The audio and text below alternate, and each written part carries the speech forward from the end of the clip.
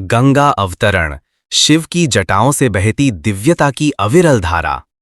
जब हम गंगा का नाम लेते हैं तो केवल एक नदी का स्मरण नहीं होता, वह एक जीवित चेतना है, एक दिव्य अनुभूति, एक शुद्धता की प्रतीक शक्ति जो सदा सर्वदा बहती है। लेकिन क्या आपने कभी सोचा है कि ये गंगा जो हिमालय से निकलकर अरब सागर तक बहती है, उसका आदि स्रोत क्या है?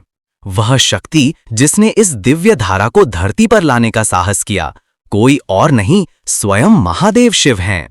गंगा का धरती पर अवतरण केवल एक भौगोलिक घटना नहीं, बल्कि ब्रह्मांडीय ऊर्जा का उतरना था। यह कथा जो पुराणों में वर्णित है, केवल पौराणिक नहीं, वह आध्यात्मिक और जीवनदायिनी संदेश से परिपूर्ण है। इस कथा में शिव का एक अद्वितीय रूप प्रकट होता है, वैराग्य, विनम्रता और धैर्य का प्रतीक, जो सृष्टि के कल्याण के लिए स्वयं पर बोझ सहने को तत्पर हो जाता है। कथा के अनुसार प्राचीन काल में भगीरथ नामक एक तपस्वी राजा थे, जिनके पूर्वजों को एक श्रापवश मृत्यु के बाद मोक्ष प्राप्त नहीं हो पाया था। वे सब भूतलोक में भटक रहे थे। भगीरथ ने निर्णय लिया कि वे किसी भी कीमत पर अपने पितरों को मोक्ष दिलवाएंगे। उन्हें बताया गया कि केवल गंगा जल से स्नान कराकर ही उनकी आत्माओं को शांति और मोक्ष मिल सकता है। लेकिन गंगा तो स्वर्गलोक में बह रही थीं, उन्हें पृथ्वी पर लाना आसान नहीं था। भगीरथ ने कठोर तप किया, वर्षों तक एक पांव पर खड़े होकर बिना अन्न जल के एकाग्र चित्त से। अंततः गंगा प्रकट हुई और बोली, हे भगीरथ, मैं तुम्हारे तप से प्रसन्न हूं, परंतु यदि मैं सीधे पृथ्वी पर उतरूंगी तो मेरी वेगवती धारा सब कुछ बहा ले जाएगी। यह धरती मेरी गति सह नहीं पाएगी। अब भगीरथ के समक्ष एक और चुनौती थी, गंगा को अवतरित करने के लिए एक सहारा खोजना। तब देवताओं ने कहा, केवल एक ही हैं जो गंगा के वेग को संभाल सकते हैं, भगवान शिव। भगीरथ ने पुनः तप किया, इस बार शिव के लिए, और जब उन्होंने शिव को प्रसन्न किया तो शिव ने कहा, हे राजन, गंगा को मैं अपनी जटाओं में धारण करूंगा ताकि उसका वेग धरती पर न पड़े, वह शांति से बह सके और तुम्हारे पूर्वजों को मुक्ति प्राप्त हो। और तब हुआ वो दिव्य क्षण जब स्वर्ग से गिरती हुई गंगा को शिव ने अपनी घनी जटिल जटाओं में समेट लिया। वह उग्र प्रचंड धारा शिव की जटाओं में उलझकर संतुलित हो गई, विनम्र हो गई और धरती पर सहज रूप से उतर आई।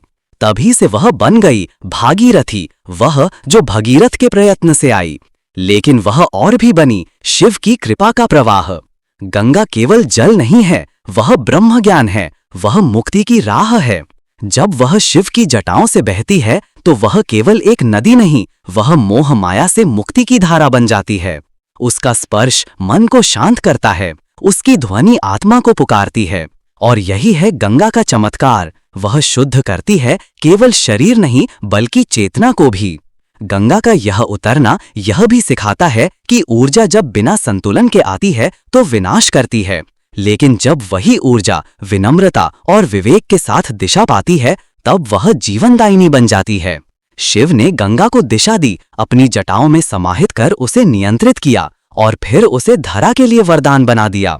यही शिव की महिमा है, वे ऊर्जा के प्रवाह को संतुलित करने वाले ब्रह्म स्वरूप हैं। गंगा हमें जीवन के प्रवाह का पाठ पढ़ाती है। जैसे वह पर्वतों, जंगलों, नगरों, गांवों से बहती हुई भी अपनी शुद्धता नहीं छोड़ती, वैसे ही हमें भी संसार के संपर्क में रहते हुए अपना आत्मस्वरूप नहीं खोना चाहिए। जैसे गंगा सबको एक समान जल देती है, पापी को भी पुण्यात्मा को भी, वैसे ही हमें भी संभाव रखना चाहिए।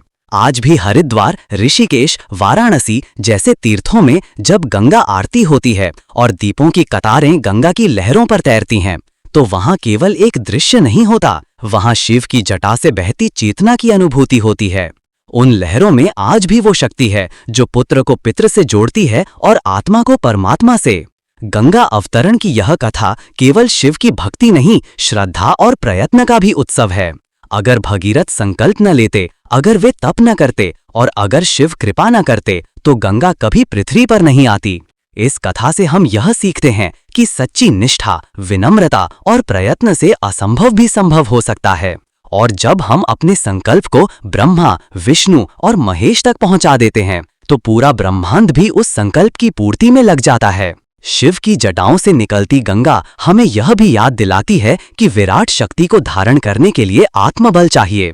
शिव की जटाएं केवल बालों की लटें नहीं, वो आध्यात्मिक सहनशीलता का प्रतीक हैं। वे दर्शाती हैं कि जिस व्यक्ति के भीतर स्थिरता और समर्पण होता है, वही महाशक्ति को संभाल सकता है। अंततः यही कहना होगा कि गंगा का अवतरण केवल जल की यात्रा नहीं, वह भक्ति से भक्ति तक, तप से तप तक और शिव से शिव तक की यात्रा है। और शिव वे इस यात्रा के मूल स्रोत हैं।